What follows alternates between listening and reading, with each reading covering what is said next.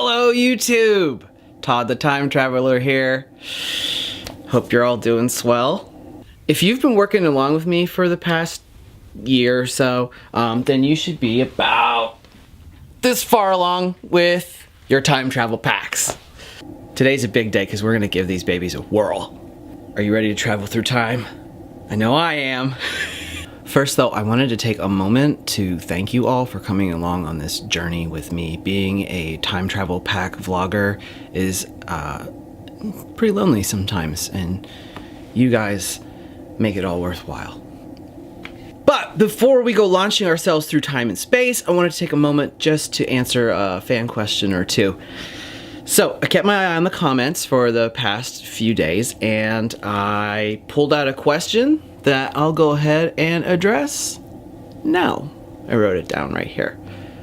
Okay, this one's from It's Just Nikki. How do you correct for the invariance of the hyperwave flux generator? Well, that is a good question. The hyperwave flux generator, which is right here, generally fluctuates between 2.5 and 2.7, which is a problem. So that's why I recommend you buy a molecular dissociator. You can just get them at like Target or Walmart or wherever. And you don't just automatically plug it in, though. You want to ionize the synthesizer first. So I hope that answers your question. It's just Nikki. Thank you. We'll do one more here. This one's from Pyro674. Pyro asks, a few weeks ago you dematerialized the magnetomic proton disperser. Does that increase the efficiency of the filament? And that's another good question. First of all, just an important correction here. I didn't technically dematerialize the magnetomic proton disperser. I isolated and then I uncoupled it. So I know that seems like a really picky distinction. I don't want to split hairs here, but dematerializing it would actually realign the quantum gearbox, and nobody wants that. So, but to answer your question, yes, it does increase the efficiency of the filament by like just about 1 or 2 megahertz. Okay?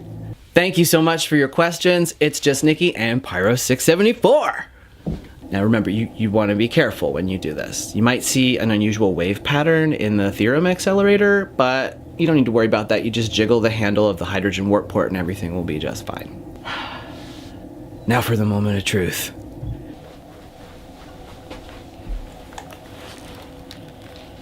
Clip the harness. Safety first. Dial the quantum entanglement to 42.314.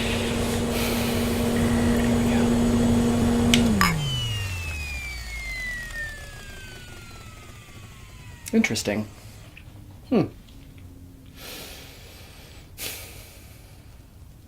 Hola, YouTube! So, last time was a bit of a bust, but I think I know what happened. Hey, here's a tip. Charge your resonance drives. Well, that was yesterday. Onward. History, or should I say, the future, will be made today, and you will all witness it. Oh, one more thing. I ran the pack through a prism phase shifter just a couple of times, and you're going to want to do that if you notice like a frequency shift in the cooling system.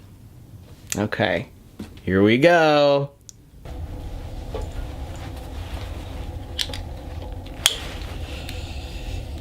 All right. Here we go. Oh. Greetings, YouTube.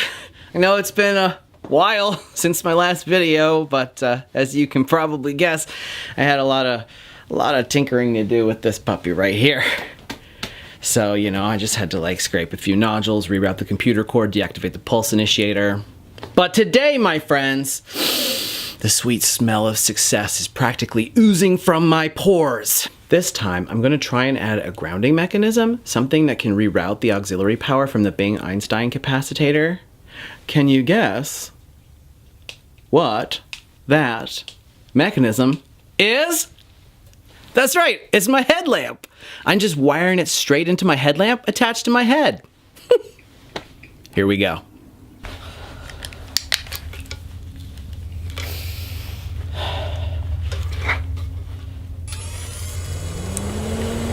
Here we go.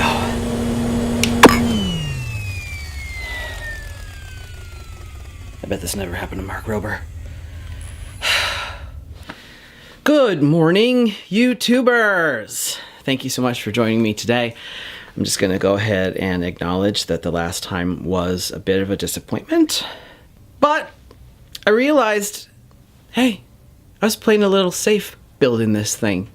I needed more power, more snot, as they say. So, I added a little more, okay, I added a lot more reflection plasma in the photon shifter. That should get us jamming into warp speed in no time. Today is the day we travel through time, folks. So, if you're just joining us for the first time, first of all, welcome.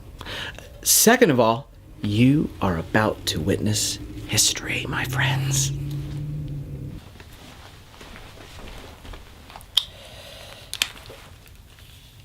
So, I plugged myself directly into the house, right into the breaker box. 120 volts. Getting ready to launch me into legend.